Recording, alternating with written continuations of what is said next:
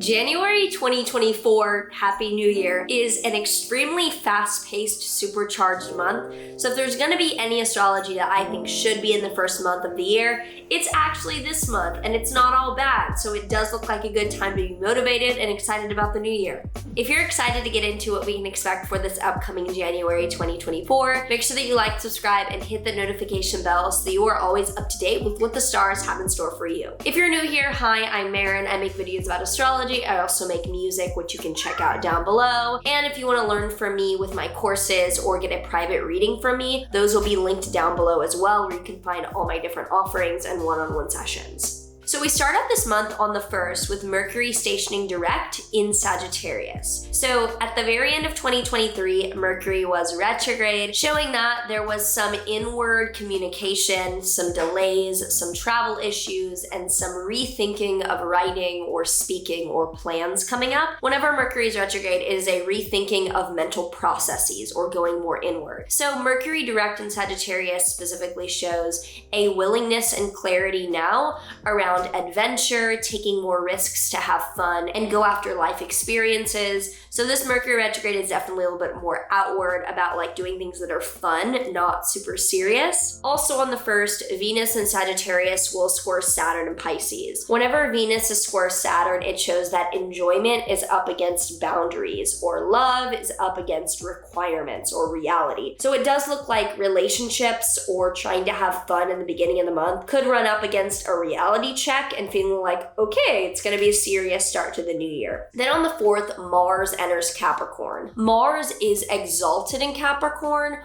or is extremely lifted up and well received in that sign. If you want a full video on exaltations in fall, I have one from Vlogmas 2022, so you can look up like Maren Altman best worst planets in the chart or Maren Altman exaltation. It'll come up something around that. Basically, planets do have signs that they objectively do better or just more constructively in, and Mars does well in Capricorn because Mars is aggression, fighting, and being very like hardworking, and Capricorn cools that down and adds a lot of earth sign stability to it, where you can work towards things on kind of a ladder or ongoing basis and not get burned out or upset or feel like you're working towards something that's out of control in a way. After that, on the 11th through the 13th, Mars will trine Jupiter in Taurus. This shows an amazing time for you to work hard towards your goals, be empowered, and feel very uplifted. Mars in Capricorn for this whole month shows a collective ability to work hard and get shit done more than usual and really be like smart about the way that you're working. Mars trining Jupiter from the 11th to the 13th is the best time to put your effort towards things because it's going to be well received and you're going to be motivated. Then on the 11th, there is a new moon in Capricorn. This new moon is very focused, very, I don't want to say paranoid necessarily, but very psychological and very intense, because this new moon is conjunct Pluto in Capricorn, the planet of both paranoia and manipulation, but also playing chess or having a large amount of focus and detail towards building something. So around the 11th, it's a good time for you to work towards something very focused, very serious, and very pinpointed, and hopefully not be too paranoid or manipulative around that time. On the 19th, Venus in Sagittarius will be squaring Neptune in Pisces. Whenever Venus is squaring Neptune, it shows that Venus, love, and enjoyment is going up against Neptune, which is delusion or lack of clarity. So it does look like you could be led on or misled around relationships around the 19th. Just be careful about getting your hopes up or wearing rose-colored glasses and letting someone deceive you when you know it cannot possibly be that way. Then on the 20th, Pluto enters Aquarius. So for the past few months, Pluto retrograded back into Capricorn,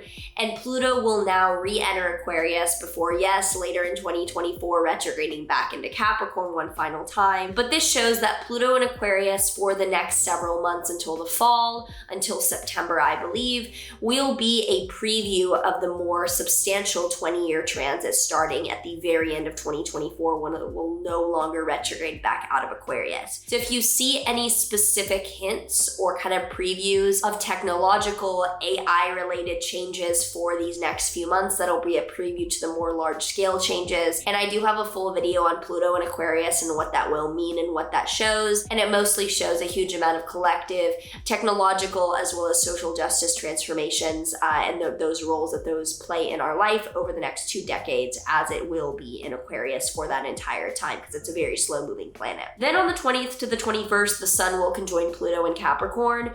With the sun conjoining Pluto, this is a very specific, psychologically intense, maybe manipulative, or just like interrogation kind of time. Whenever the sun and Pluto are conjunct, it shows either unveiling the bottom, like the truth, like you're getting to the bottom of it, but it can also show that you were like interrogating someone and manipulative or being very paranoid. So do watch out around the 20th, 21st for just very deep psychological themes going on. On the 23rd, Venus will then enter Capricorn, meaning that there will be a lot of planets in Capricorn. I believe this is 3 right now and 4 will be coming up soon when Mercury enters Capricorn. This is going to show that values, what you admire, what you want, your desires are getting earth signs serious. Capricorn, especially Venus in Capricorn, is like wanting quality over quantity and wanting old money over anything that's like flimsy and just like Shein, like you want designer, you don't want Fashion Nova kind of thing. So it does show like a taste for the mature and the worthwhile for the end of the month. It shows working hard and not wanting instant gratification. Then on the 25th, there is a full moon in Leo.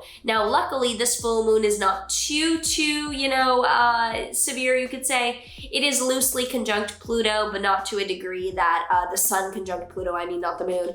It's not close enough to a degree that is that psychologically intense. It shows a pretty nice full moon in Leo, letting go, enjoying yourself, having a party, having a bit of drama, but not too serious. It's a nice weekend around the 25th, if that is a weekend or weekday, I don't really know. It's a nice time to like be out and about and social and party or whatever. Then from the 26th to the 28th, Mercury will conjoin Mars in Capricorn. Whenever Mercury and Mars are together, it is aggressive communication. So do be aware that 26th through the 28th, aggressive, mean communication. Good to be direct, not good to be mean. On the 27th, Uranus then stations direct in Taurus. So Uranus direct shows further progress, destabilization, and chaos around world foundational structures. Finance, tech, agriculture. Uranus direct shows that those things will be shaking up yet again in new ways as we move forward over the next few months. Then we end the month from the 28th to the 30th with Venus and Mars in Capricorn trine Jupiter in Taurus. This shows that things are going very well in relationships and working with others and with any sort of teamwork of a community where it's taking a lot of different people and effort and things involved. It's a good time to do that end of the month. It shows a lot of abundance there.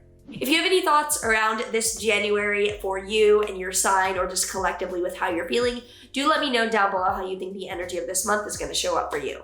The tarot card for this January 2024 for everyone is the 7 of Cups reversed. So the 7 of Cups upright usually shows that both what you want and what you're scared of are not really like choices. Like what you were thinking are your choices are not really your choices. 7 of Cups reversed shows that you're overwhelmed and you can't even make a choice. So I would say that what you are looking at and what you're dealing with are way too many options. Think about reality and grounding and simplifying rather than trying to choose from everything that you're seeing. So if you enjoyed this, do let me know in a comment down below. I'm excited to keep doing videos for this year as always and hear how you guys are feeling. So let me know down below and I will see you next month.